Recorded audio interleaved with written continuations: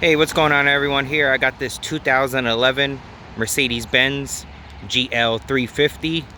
We installed a remote start system with the simple 1-button 2-mile remotes. Simply press and hold. It's about 3 seconds. Gives you the confirmation, lets you know the remote start active.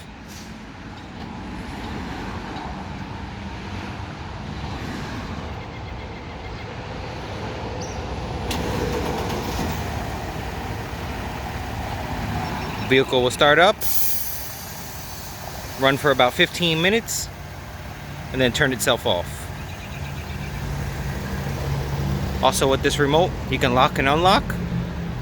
Simple press twice. Gives you unlock. One press will give you lock.